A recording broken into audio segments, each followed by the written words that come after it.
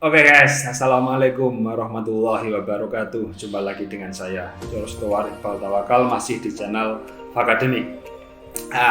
Kali ini kita ada di kelas lain.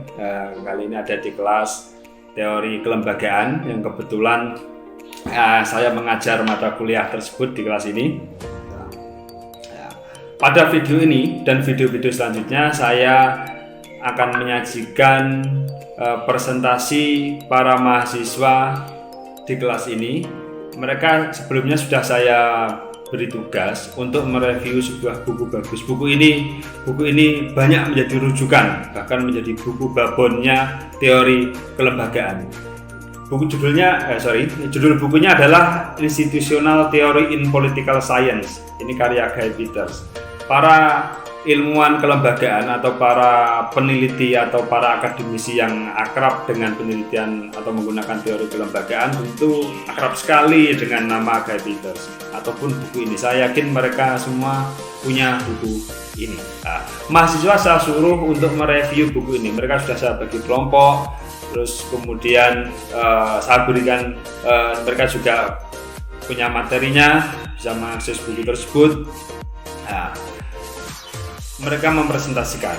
Oke, pada video kali ini kita akan mendengarkan hasil presentasi kelompok 1 yang berbicara tentang, ya saya cek dulu, dia akan berbicara tentang institutionalism old and new. Bagaimana institusionalisme lama dan baru itu ada. Akan menjelaskan itu. Nanti di akhir video saya akan menjelaskan secara langsung melengkapi apa yang sudah disampaikan oleh mahasiswa saya nantinya tentang itu tadi, tentang bab tentang old and new institutionalism berdasarkan buku Guy Peters ini. Oke, langsung saja kita saksikan presentasi kelompok 1 berikut ini. Silakan. Assalamualaikum warahmatullahi wabarakatuh. Kedengaran suara saya, Pak, teman-teman semua? Siap, kedengaran. Dengar. Saya lanjutkan. Kami dari kelompok 1 itu membahas tentang institusionalisme lama dan baru. Terdiri dari saya sendiri, itu Randy Syaputra dan Oktaviani Riko, dan juga Zidni Ilma. Langsung saja masuk ke materinya. Pertama, pasca Perang Dunia Kedua, disiplin ilmu politik, terutama di Amerika Serikat, telah menolak akar-akar dan mendukung dua pendekatan teoritis, yaitu behavioralisme dan pilihan rasional. Maksudnya adalah behavioralisme yang merupakan salah satu pendekatan yang dominan adalah pandangan bahwa masalah pokok ilmu politik harus dibatasi pada fenomena yang diamati dan diukur secara independen. Maaf Mas, bentar. Mau tanya share screen-nya udah muncul belum? Share screen-nya. Belum, Zid. Belum. Bentar.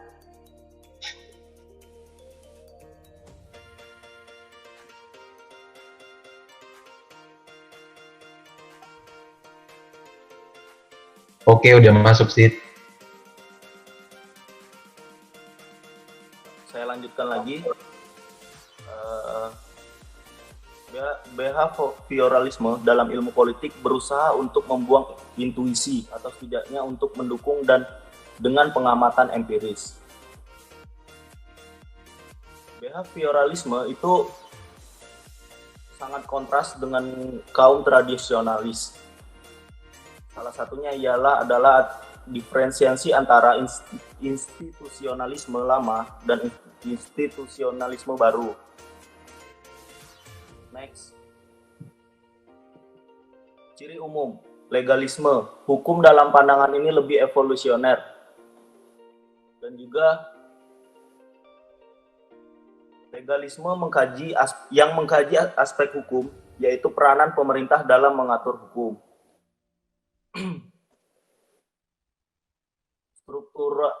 Strukturalisme, ya ini berfokus pada perangkat kelembagaan utama atau menekankan pentingnya keberadaan struktur dan struktur itu pun dapat menentukan perilaku seseorang.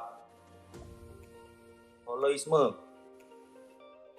yang menekankan pada kajian sistem kelembaga yang menyeluruh atau holistik dalam artian lembaga eksekutif, legislatif maupun yudikatif.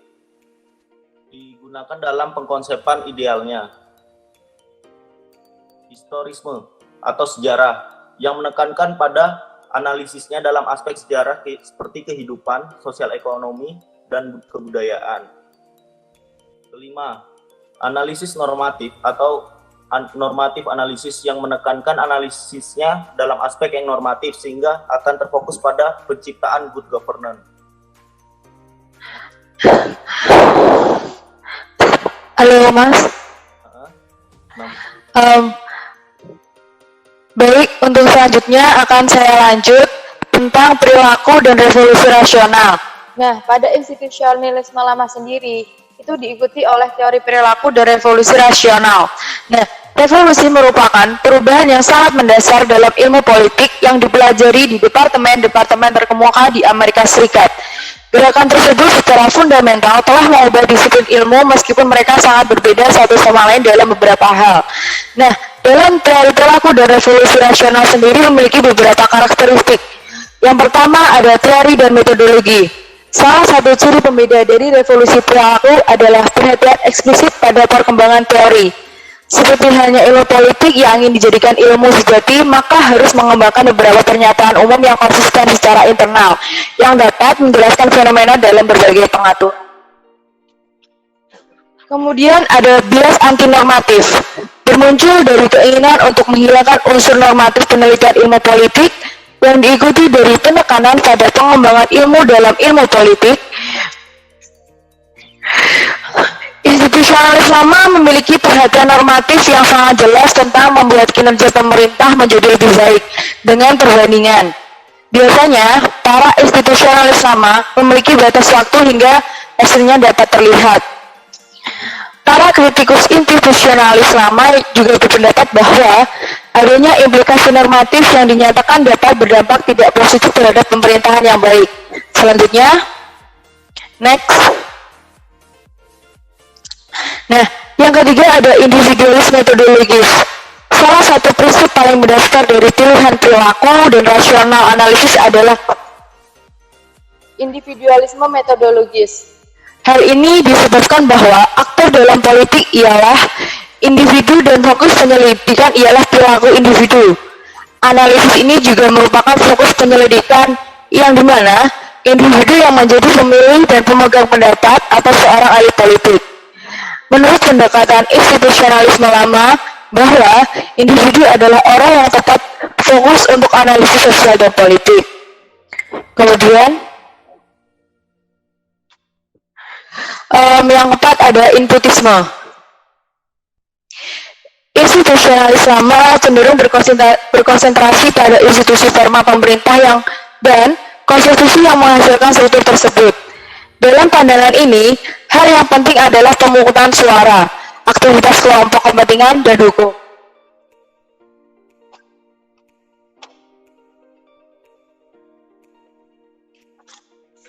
Sudah?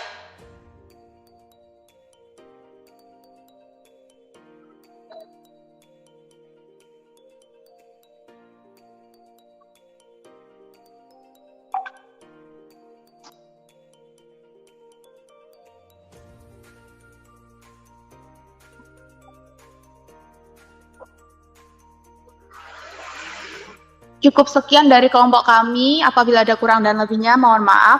Wassalamualaikum warahmatullahi wabarakatuh. Oke, untuk Riko. Halo? Oke, Pak. Halo, Pak. Halo. Untuk Riko, ini mata kuliah teori kelembagaan ya? Oke. Bagaimana ceritakan sejarah kemunculan teori kelembagaan? Coba kamu jelaskan sedikit sejarah kemunculannya seperti apa? Atau begini, untuk lebih praktisnya, sejak kapan mulai muncul revolusi terhadap kelembagaan model lama?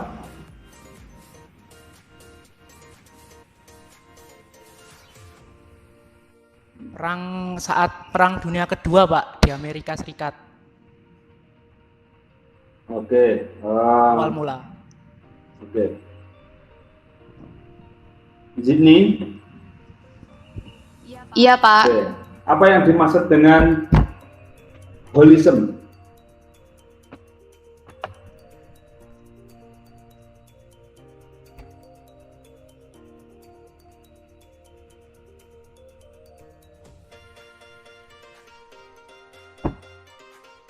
Apa holism?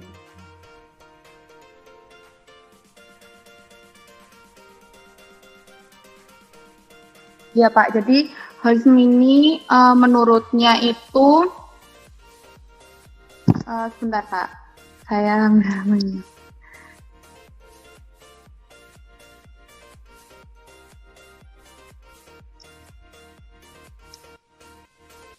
Jadi ini sesuai dengan konstruksi teorinya gitu loh, Pak. Jadi ada generalisasi dalam sistem politiknya itu.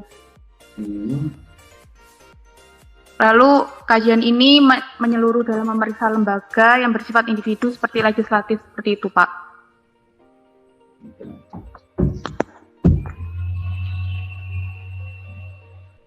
Khairul Lutfi.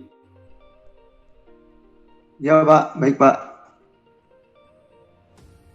Khairul Lutfi. Oke, apa yang dimaksud dengan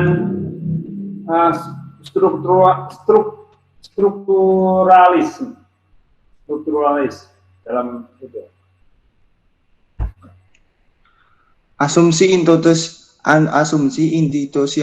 institusionalisme adalah bahwa struktur itu penting dan memang struktur itu menentukan perilaku, Pak. Contohnya, coba kamu contohkan. Sebentar, Pak.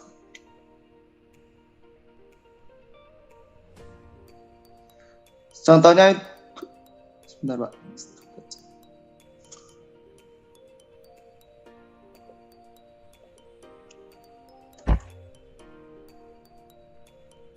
Contohnya adalah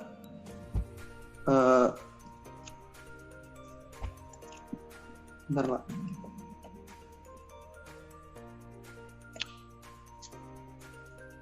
Jadi struktur yang baik itu juga mempengaruhi perilaku yang baik juga, Pak, dari sebuah lembaga, dari sebuah individu yang di lembaga tersebut. Ya Pak, saya mau bertanya. Kepada kelompok siapa? Sebutkan dulu. Saya Kevin Stephen ingin bertanya kepada kelompok 1.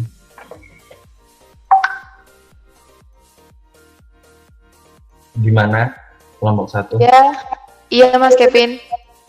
Nah, kalau misalkan kita lihat dari teori kelembagaan lama dan baru, itu tadi kan secara gamblang kalian menjelaskan perbedaan-perbedaan yang ada melalui karakteristik dari masing-masing teori kelembagaan baru dan lama. Nah, apabila kita lihat lebih jauh lagi sebelum itu, kalau misalkan ada teori pengembangan dari teori lama menjadi teori baru, otomatis akan tetap ada nilai-nilai dari teori lama itu yang akan tetap dipegang teguh untuk diimplementasikan di teori yang baru. Nah, menurut kalian, apa persamaan mendasar yang ada pada teori kelembagaan? Bisa diulangi Mas Kevin yang bagian part akhir.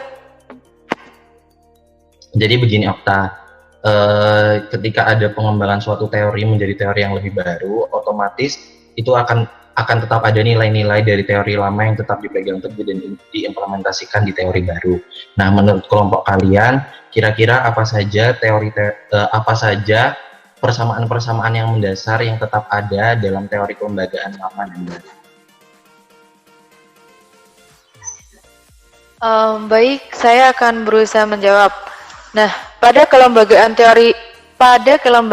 lama dan baru ini sendiri kan lebih mendukung ke behavioralisme dan pilihan rasional. Nah, untuk pengembangannya sendiri lebih dikembangkan ke yang ini, yang di kelompok 2 Mas Kevin. Jadi dari sini tuh apa ya, kemunculan kelembagaan baru itu hasil dari kritik dari kelembagaan yang lama. Seperti itu. Jadi disempurnakan. Gimana Mas Kevin? Atau teman yang lainnya bisa bantu jawab? Saya mau menambahkan jawaban dari Okta untuk Mas Kevin. Jadi gini, kan institusi baru itu kan disebutkan neo-institusi. Nah, neo-institusi sendiri itu merupakan tindak lanjut dari institusi lama yang masih dipegang teguh. Jadi prinsip-prinsipnya itu masih dipegang teguh, hanya aja mereka melakukan perkembangan-perkembangan yang dianggap itu salah sama si tokoh dari institusi baru itu. Di institusi baru pun itu mereka juga menjelaskan fungsi-fungsi dari kelembagaan itu, Mas Kevin. Bagaimana Mas Kevin? Ini berarti dalam artian sebuah lembaga itu memiliki tanggung jawab yang besar gitu ya terhadap seluruh dinamika fenomena sosial politik yang terjadi gitu. Nah, apa bagaimana? Iya, karena di sini dianggap kalau institusi sebagai pusat dari berbagai fenomena sosial politik. Gitu. Jadi fokus ini mengedepankan terhadap hubungan antara institusi-institusi yang ada dalam aktor politik. Oh, oke. Oke, udah paham. Terima kasih.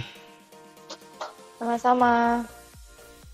Oke guys, itu tadi sekilas presentasi kelompok 1 yang membahas mengenai semacam pendahuluan dari bagaimana sejarah institusionalisme new maupun old. Kemudian mereka juga sudah menjelaskan tentang old institutionalism secara khusus.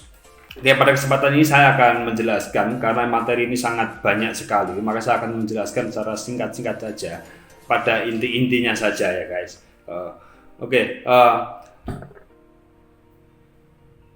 Akar dari ilmu politik itu sebenarnya adalah institusionalisme guys. Ya, mereka muncul sebelum Perang Dunia Kedua, studi-studi yang menggunakan model kelembagaan. Misal melihat fenomena politik dari sisi lembaganya apa, bagaimana hubungan antar lembaga, aturan-aturan apa saja yang ada, bagaimana fungsi dan kewenangan antar lembaga.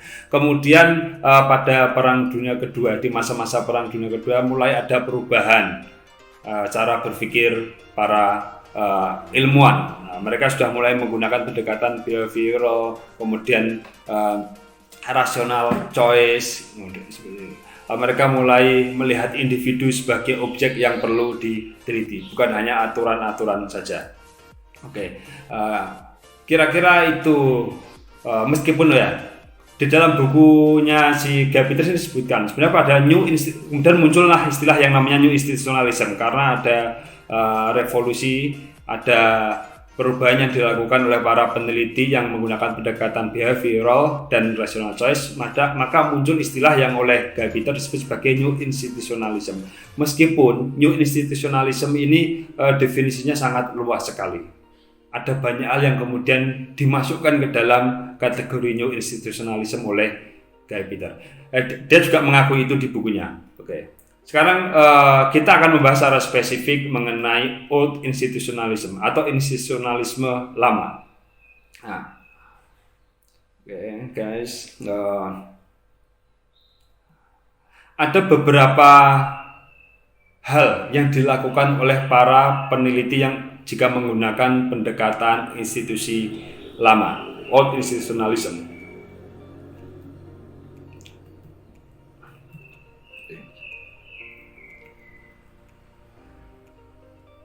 Yang pertama, sifat analisisnya adalah legalisme. Itu yang pertama. Kemudian yang kedua adalah, saya sebutkan dulu, nanti saya jelaskan satu-satu. Yang kedua adalah strukturalisme. Kemudian ada holism, terus historicism, dan normatif analisis. Saya akan jelaskan satu persatu. Yang pertama adalah legalisme. Apa maksud dari legalisme ini? Ini bahkan legalisme ini menjadi roh dari institusionalisme gaya lama, pendekatan institusional, atau kita sebut selanjutnya adalah pendekatan kelembagaan lama. Nah,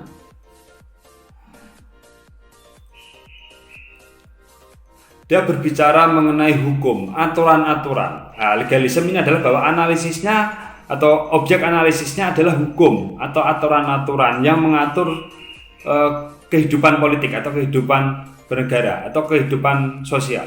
Gitu. Jadi aturannya apa? Hukum-hukumnya bagaimana? Itu yang disebut sebagai pendekatan legalisme.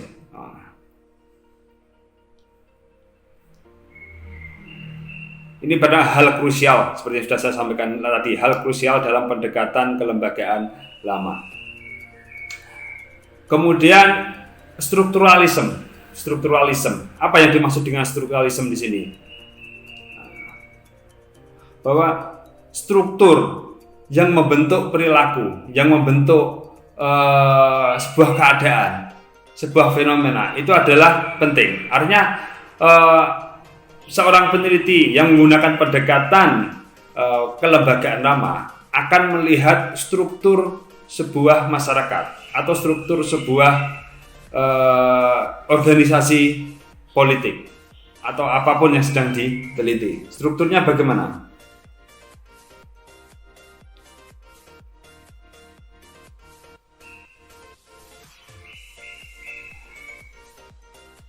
Para penganut strukturalisme ini, orang yang menggunakan pendidikan strukturalisme ini percaya bahwa perilaku seseorang itu dipengaruhi oleh strukturnya. Strukturnya seperti apa? Sebelumnya saya perlu menjelaskan apa itu struktur. Struktur adalah serangkaian tatanan nilai, norma yang mengikat atau yang disepakati oleh orang secara bersama-sama.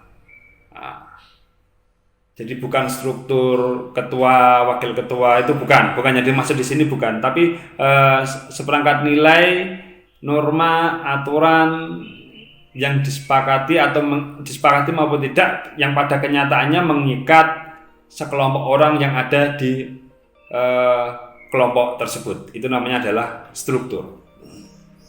Nah, maka struktur inilah yang mempengaruhi manusia. Manusia itu tidak memiliki kuasa apa-apa. Misal contohnya seperti ini. Kenapa kita memakai baju? Itu bukan keinginan kita. Coba silahkan pikirkan sendiri. Memakai baju itu sebenarnya bukan keinginan kita. Itu adalah keinginan norma-norma yang ada dari masyarakat. Norma-norma yang ada dalam masyarakat, nilai-nilai yang ada dalam masyarakat yang menyatakan bahwa tidak memakai baju itu adalah tabu, itu adalah tidak bagus, tidak baik, dan itu kemudian menjadi standar berpikir kita, sehingga ini baik, yang itu tidak baik. Nah, jadi untuk memunculkan ini baik dan tidak, kemudian kita ikuti dan kita tidak ikuti, sebenarnya kita sudah dikendalikan oleh norma-norma sosial. Itu yang disebut sebagai strukturalisme. Oke. Kemudian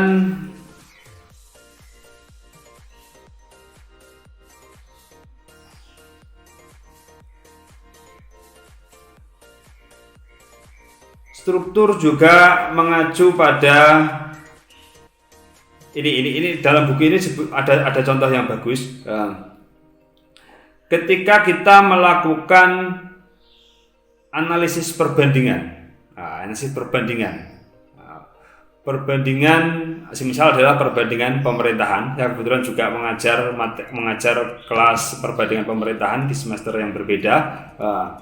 Maka yang akan mereka lihat adalah fungsinya, fungsi itu mencerminkan kewenangan, aturan-aturan yang menjadi dasar untuk dia boleh melakukan ini, boleh atau tidak boleh melakukan ini. Itu sama seperti yang saya definisikan tadi. Ya, jadi yang dilihat adalah fungsi-fungsinya, diperbandingkan, semisal membandingkan antara Indonesia dengan Amerika. Kemudian dilihat lembaga legislatifnya fungsinya seperti apa, lembaga eksekutifnya fungsinya seperti apa, kemudian diperbandingkan gitu. Yang diperbandingkan hanya itunya saja.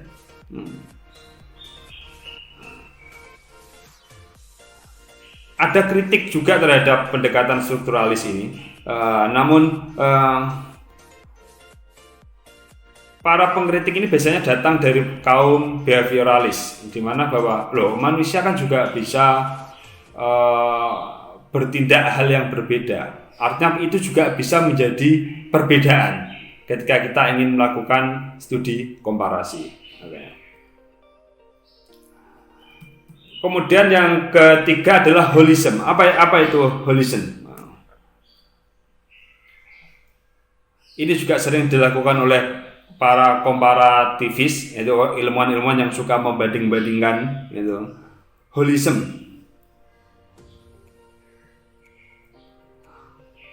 Holism didefinisikan sebagai sesuatu yang menyeluruh, meskipun sebenarnya juga tidak terlalu menyeluruh. Jadi tujuan dia membandingkan itu ingin menemukan atau menemukan pola yang general. Pola yang general seperti apa ini polanya? Dilihat dibandingkan antara Amerika, Indonesia, Australia dan lain sebagainya. Maka dia itu namanya holism karena dia ingin membandingkan keseluruhan sehingga menemukan pola yang general itu.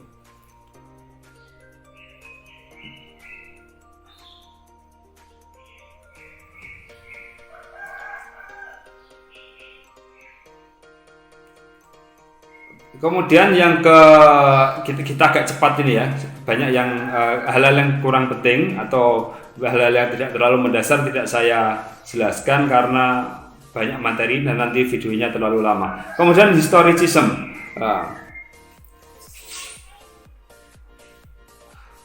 Para institutionalism old, ini yang lama ini, para penganut teori kelembagaan lama itu juga memperdulikan, mempertimbangkan aspek sejarah. Bagaimana sejarahnya? Tentu yang sejarah ini ada sejarah kelembagaannya. Bagaimana di masa lalu? Jika di masa lalu seperti ini, maka hari ini akan menjadi seperti ini. Dia memang berusaha membuat rumus dari hasil penelitian dia terhadap masa lalu. Jadi kalau masa lalunya seperti ini, maka bisa menjelaskan keadaan saat ini. Gitu.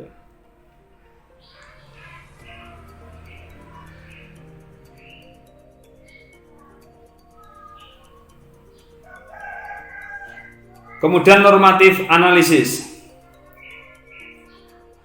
bahwa penelitian yang menggunakan pendekatan kelembagaan lama itu sangat-sangat normatif. Normatif itu apa? Ini berhubungan dengan apa yang sudah saya jelaskan tadi di awal. Hal-hal yang sifatnya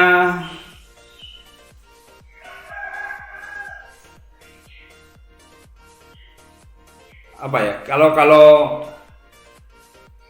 dalam bahasa sederhananya sih, apa sih yang baik? Ya, dia suka berbicara mengenai apa yang baik,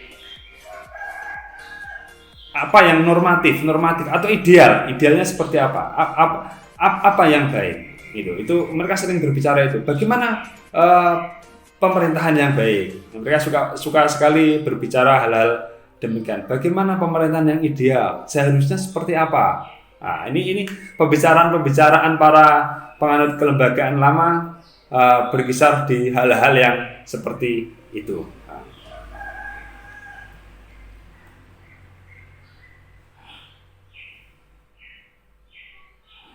Kira-kira apa kesimpulan dari penjelasan saya mengenai apa yang dilakukan oleh para peneliti jika menggunakan pendekatan kelembagaan lama? Satu adalah legalisme. Dia bertumpu pada peraturan apa yang ada, hukum apa yang ada. Yang kemudian yang kedua, strukturalis. Ada tatanan, ada norma-norma atau aturan-aturan yang menghubungkan antar individu, antar orang apa yang ada. Itu. Mereka meyakini bahwa manusia atau individu itu bertindak karena dikontrol oleh struktur yang ada di sekitarnya. Oke. Struktur ini sering digunakan para peneliti komparatif. Kemudian yang ketiga adalah holism. Holism menyuruh dia berusaha mencari generalisasi. Dia berusaha meneliti, membandingkan antar hampir banyak negara, kemudian akan dicari pola yang umum seperti itu. Kemudian adalah historical, dia mempertimbangkan sejarah apa yang terjadi di masa lalu, bisa menjelaskan apa yang terjadi saat ini. Kemudian yang terakhir adalah bahwa dia sering berbicara tentang hal-hal normatif, tentang apa yang baik. Semisal pemerintahan yang baik seperti apa. Itu old institutionalism. Nah, setelah era old institutionalism ini muncul semacam revolusi yang dilakukan oleh para penganut behavioral atau perilaku dan para penganut rational choice. Ini para peneliti yang menggunakan pendekatan perilaku dan pendekatan pilihan rasional atau rational choice ya. Mereka mulai melakukan revolusi. Ada beberapa hal yang coba mereka revolusi.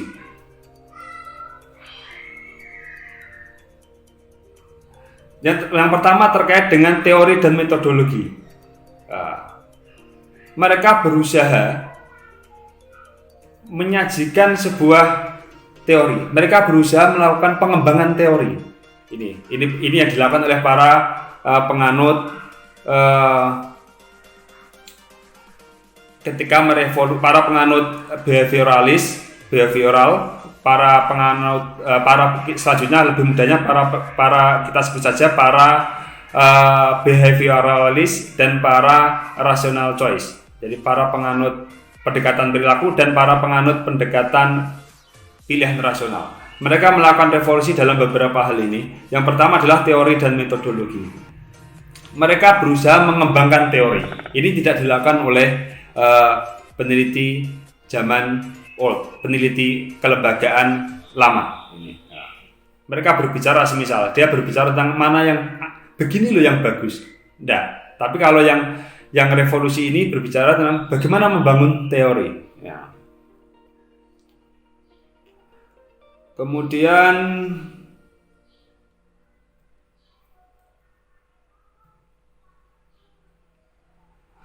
mereka anti normatif bias. Mereka sangat menolak terjadinya bias normatif. Normatif ya seperti saya jelaskan tadi, apa yang bagus, apa yang ideal, itu bias. Itu sebenarnya menimbulkan bias. Lah, para revolusioner, para penganut pendekatan perilaku dan para penganut pendekatan pilihan rasional itu menolak bias yang terjadi dalam menyampaikan ide-ide normatif.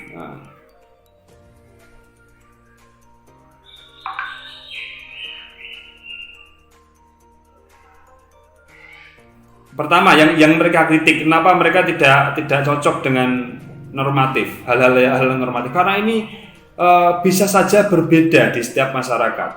Setiap masyarakat hal normatifnya yang baik dan tidak baik itu bisa berbeda. Sehingga ini menghambat munculnya pengembangan ilmu.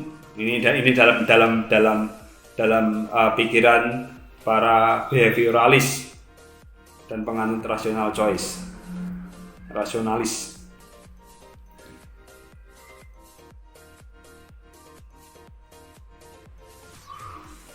Kemudian yang kedua tadi adalah yang pertama terkait dengan teori. Apa tadi yang pertama ya? Oh ya, pertama terkait dengan teori dan metodologi, ini yang direvolusi. Kemudian yang kedua terkait dengan kebiasaan kenormatifan. Dia menolak kebiasaan normatif, kebiasaan sesuatu yang bias dari hal-hal normatif. Bahwa di sini dan di sana itu bisa saja hal yang baiknya itu berbeda. Kemudian yang ketiga adalah methodological individualism. Ini salah satu hal yang fundamental juga dalam revolusi yang dilakukan oleh mereka. Nah.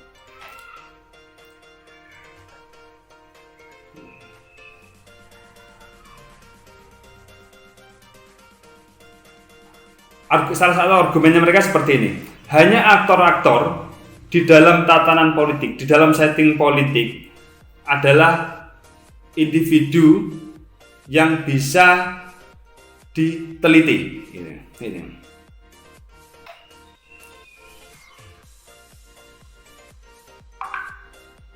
Artinya begini loh, para behaviораlis ini memperluas ketika kita ingin membandingkan bukan hanya pada struktur legalisme seperti yang dilakukan oleh para kelembagaan lama, tapi kita juga bisa meneliti tentang perilaku orang-orang yang ada di lembaga tersebut. Ini. Jadi objeknya mulai bergeser, mulai berusaha digeser kepada perilaku orang-orangnya seperti apa. Itu disebut sebagai metodological individualism. Jadi mereka membangun sebuah metodologi untuk meneliti orang-orang yang ada dalam lembaga tersebut, perilakunya.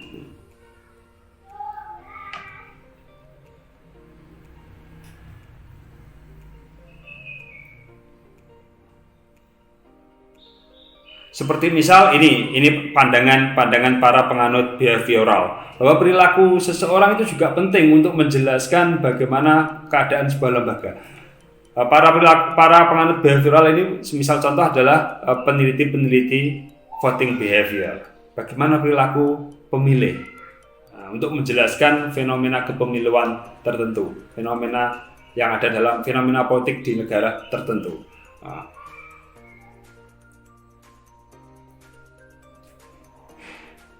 Kemudian rational choice, ini berpandangan, ini dari sisi para penganut rational choice berpandangan bahwa seseorang itu didorong oleh kepentingannya sendiri, perilaku seseorang itu didorong oleh kepentingannya sendiri. Bagaimana sebuah lembaga bagaimana untuk menjelaskan keadaan sebuah lembaga, sebuah institusi, itu harus dilihat dari kepentingan orang-orang yang ada di dalamnya. Ini menurut rational. Apa kepentingan dia? Karena dia akan berlaku sesuai kepentingan dia. Mana yang menguntungkan dia dan mana yang tidak. Kemudian inputism, ini yang untuk selanjutnya. Tadi methodological individualism. Yang selanjutnya adalah inputism.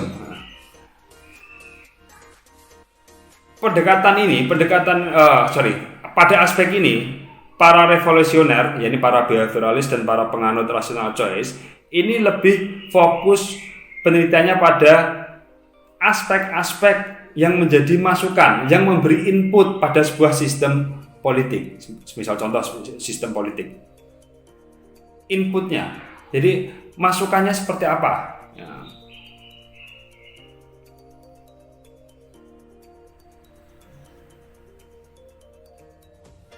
Jadi bagaimana masyarakat berperan sebagai input dalam sebuah sistem politik. Ya, jadi dia memfokuskan pada input. Ini bagaimana masuknya? Misal salah satu input adalah memberikan protes kepada pemerintah. Bagaimana ini terjadi?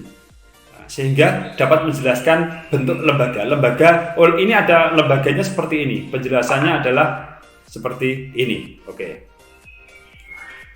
Oke, kira-kira ada itu. Nanti itu akan kita bahas satu persatu di pertemuan-pertemuan berikutnya. Oke, karena sudah terlalu panjang penjelasan yang saya sampaikan, memang materinya sangat padat sekali, buku ini bagus sekali. Oke, saya akhiri dulu, sampai jumpa di video-video selanjutnya. Jangan lupa like, subscribe, dan ikuti terus video-video kami di channel Fakademik. Assalamualaikum warahmatullahi wabarakatuh.